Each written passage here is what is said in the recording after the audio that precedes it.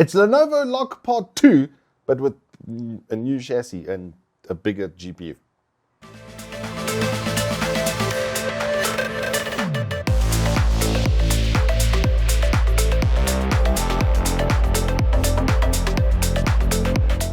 Good afternoon, welcome to Turbo Tortoise Tech. If you're new here, I'm Reese of the 4-piece variety Wooks Triple XL. And we have the 15IRX9 variant, the newest from Lenovo LOQ.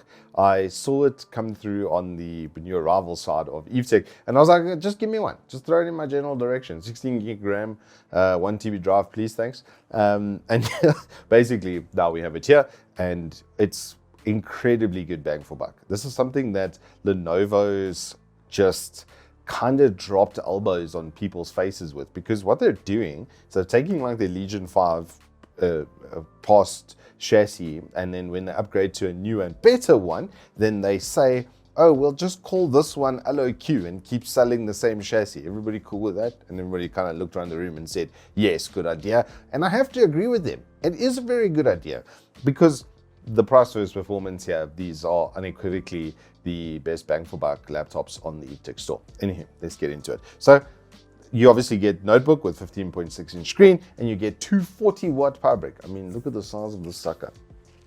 That's right. It's a brick. It's an actual brick. Actually, it's 230 watt. Okay, so sue me for 10 watts, bro.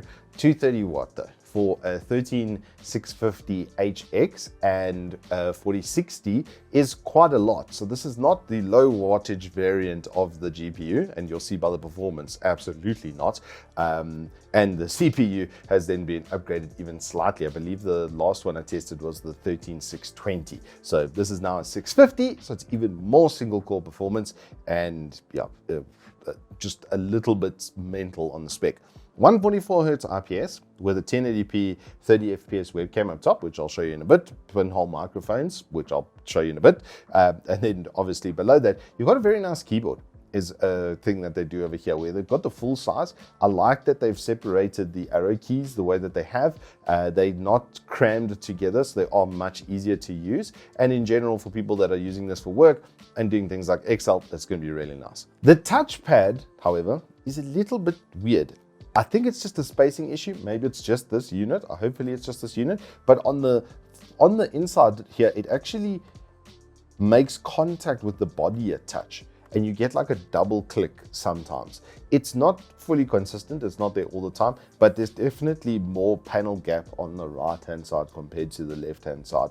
And that's about my only complaint for the chassis, because if you look at the ports on the right hand side, you'll see there's absolutely nothing, and that's because they've moved the majority of them to the back, where you're going to see an RJ45, 2 USBs, your power input, and an HDMI.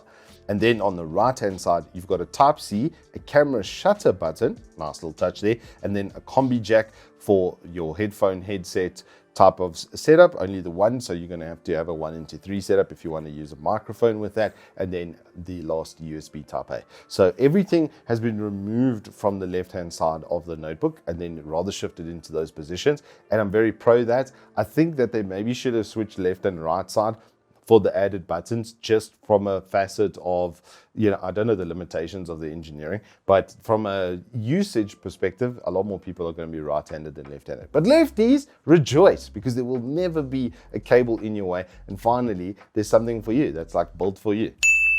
A mini favorite with this is the keyboard backlighting. Nothing I can show you on camera is really gonna do it justice, but they've made it in a way that you can do zonal RGB, and then you can set like your own custom fade, which I did on this.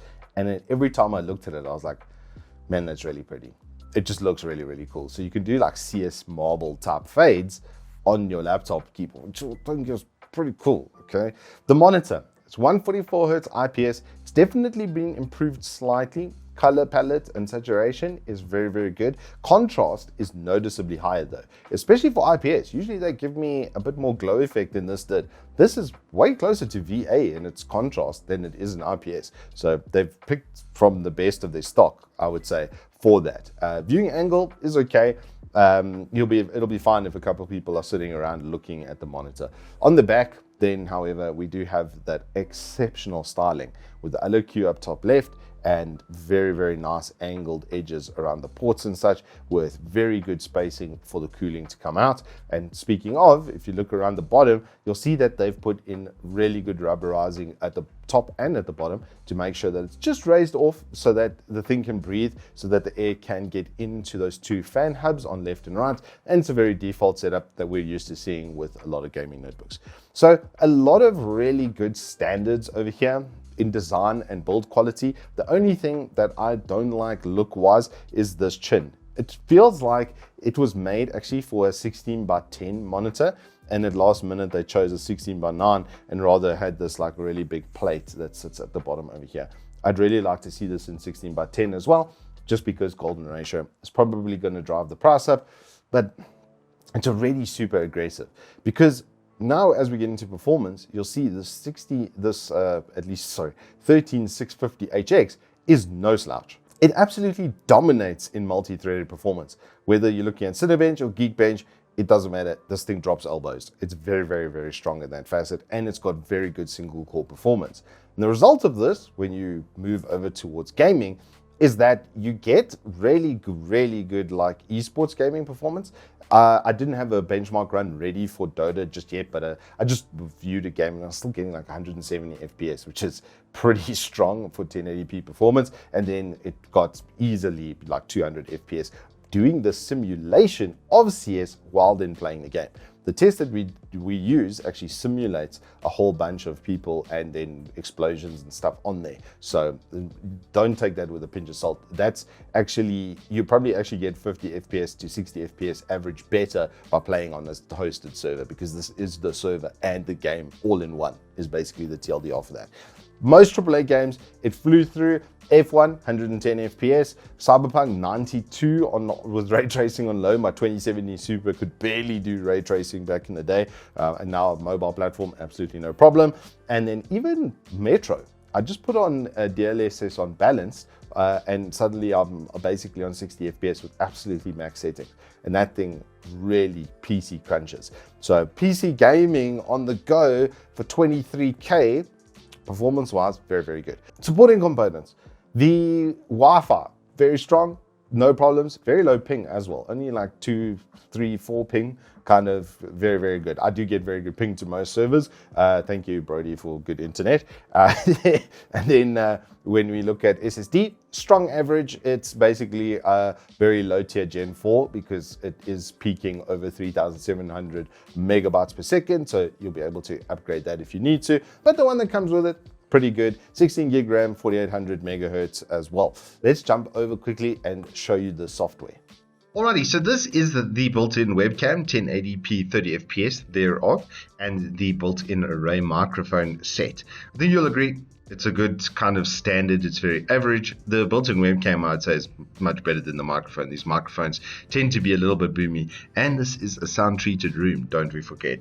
You can see I'm standing with the studio backing behind me, and I've got sound treating on both sides and in both corners on the other side. So if you're in an open environment with tiled floors, as an example, this is also carpeted, it's going to be quite a lot different to this in its general reproduction. So I wouldn't rely on the microphone so much, but the webcam, you definitely can use it, especially if you're going to be doing meetings or something off of this. It's got pretty good aperture control, as you can see, but let's go through the software.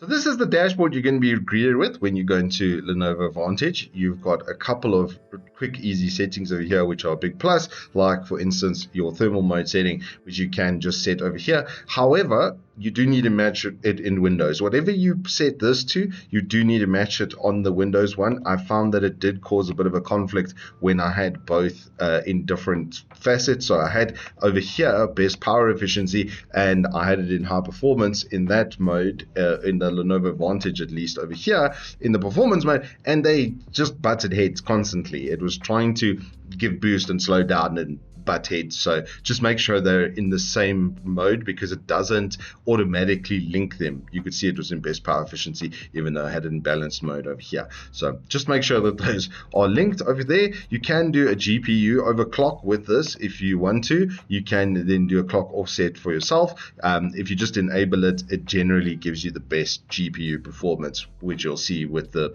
with the benchmark results is not, it's large. This thing can really play some games. It's also got the ability, like I said, for a full max switch, which is flipping awesome. So you can have hybrid GPU mode, full hybrid mode, obviously, which is what it's going, I think you're going to use it in general. But when you get home and you set up in your sort of, workstation kind of space, then you can go straight onto direct GPU mode only to make sure that it only uses the 4060. And then when that's enabled, you get full NVIDIA control panel capabilities, so you can do color grading and add saturation and contrast and such to your external displays as well as the laptop's one, which is a big plus. Another one that's kind of nice to have a look at over here is the automatic system update, which is kind of nice because it's a one-click check, and you can check, so you can see I, for instance, did the firmware update that came through while it was busy doing its check earlier, and it's pretty quick, as you can see on your screen right now. You're not going to sit here waiting 27 years for this thing to find its updates and to do its software setups for you. So we do like that. There is a widget as well for it, which you can have on the sidebar, but it's clutter. Your boy doesn't smoke clutter. It's even got Windows Update Direct from here, which I've got to say is a big plus.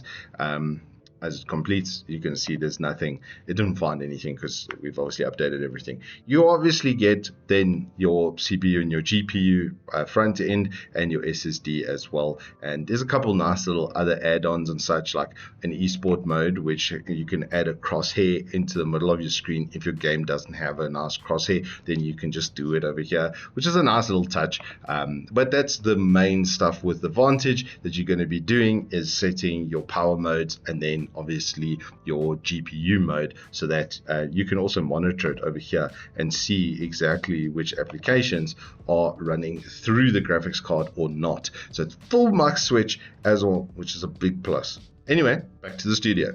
So webcam's also pretty good. Microphones can be used in a pinch. People will still be able to hear you.